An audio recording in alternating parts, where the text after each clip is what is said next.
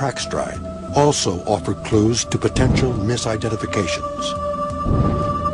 It seems to me that the footprints constitute the largest and most consistent body of data bearing on this question. And as such, they really deserve a concerted, systematic evaluation.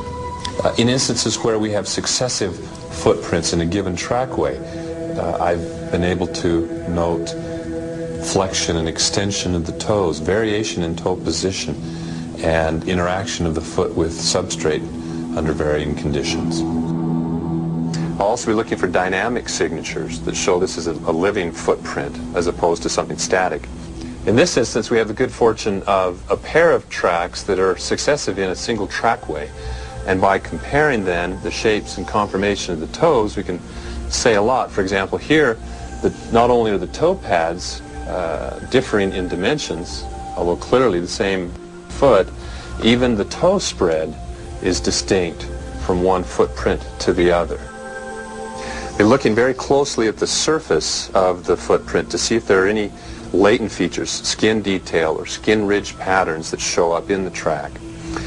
We'll be looking for landmark features that indicate the points of jointedness, where the foot bones articulate with one another and how they interact to form a functional unit. The overall appearance of the footprint can also be used to compare tracings from one location to another to see if there are repeat appearances of an identifiable individual. And this overall picture will help us to assess the function and compare that to models of human foot function as well as non-human primates and even fossil hominid tracks of early bipedal human ancestors. But what if an animal that left a set of alleged Sasquatch footprints was also filmed? Can the two pieces of evidence be linked together to mutually strengthen the case for authenticity? This exact scenario happened in 1967. Steindorf's 3D modeling of the figure in the Patterson footage is now complete. The animation will be sent to Dr. Meldrum in Idaho, enabling a first-time glimpse of the Patterson creature from almost any point of view. With this animation now, I'll be able to not only visualize, but more importantly, quantify aspects of this peculiar bent-kneed gait on a flexible flat foot. I've also noticed right away that there's an interesting rotation of the leg and foot that's not typical of a modern human gait. If this is in fact a real animal, this unusual combination of characteristics is going to give some important insights into the evolutionary history of bipedalism. In fact, it very well may challenge some of the preconceptions that we have. These features correlate, in fact, with the very types of adaptations that we would expect of a biped that's living in rugged, mountainous forests. For additional opinions on these anatomical perspectives, Dr. Meldrum consults with Andrew Nelson of the Center for Motion Analysis and Biomechanics at Idaho State University. Nelson is able to view the Patterson figure from yet another specialized perspective. While studying the Patterson footage, a large visible bulge is seen on the leg of the subject. Right there. Stop there, and you can actually go one frame forward. While inconclusive, it does in fact raise additional questions about how a fake monkey suit could be constructed with such detail over 35 years ago. It could be some sort of traumatic pathology, a rupture of the IT or iliotibial band, allowing the underlying muscle to selectively bulge through in that area. First of all, I would say that would be characteristic of at least a partial rupture of a part of the quadriceps. There's also the IT band or the iliotibial band that runs through the area also. A creature that would have that type of a rupture would certainly have compromised gait of some sort. Working together from fresh scientific perspectives, Meldrum, Nelson, and other scientists will be able to form new scientifically supportable conclusions about this footage.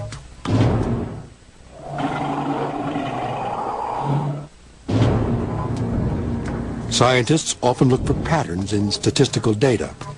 Patterns in biological data form the basis for many scientific conclusions about organisms and populations.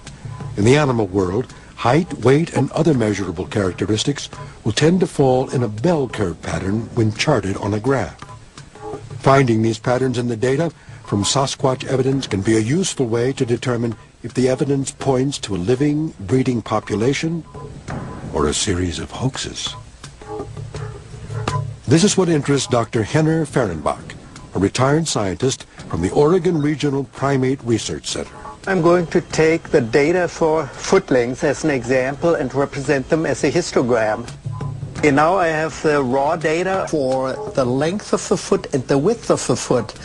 I will combine these two into a ratio that will tell me how the width of the foot in relation to the length changes with increasing size of the animal, because we do have information on that particular aspect from human feet that get longer and narrower as they get bigger.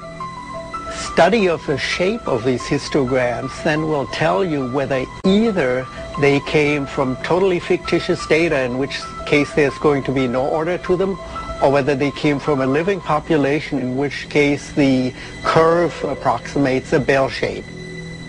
While statistical data can be used to predict likelihoods, DNA evidence is considered a more exact science.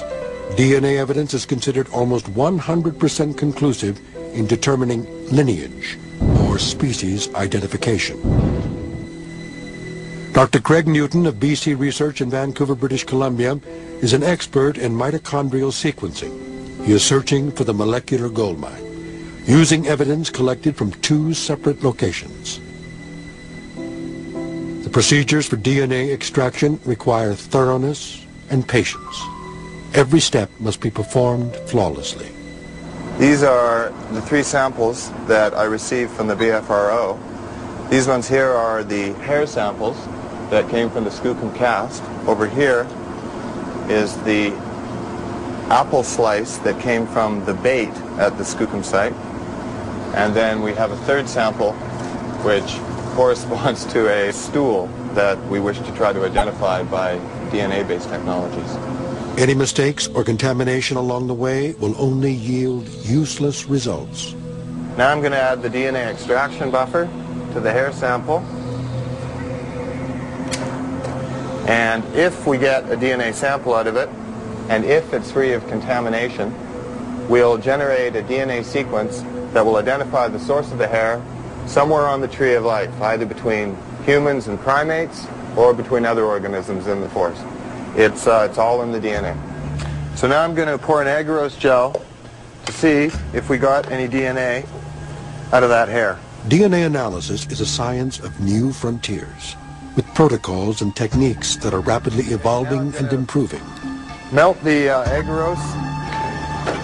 Now we're going to add the dye. In the best case scenario, Dr. Newton will extract a DNA sequence that does not match any known species.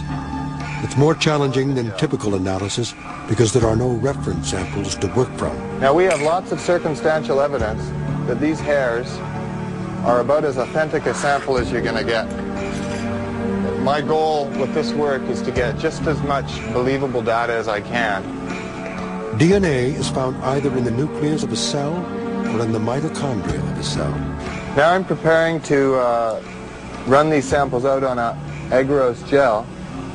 And these are nuclear DNA targets, which are probably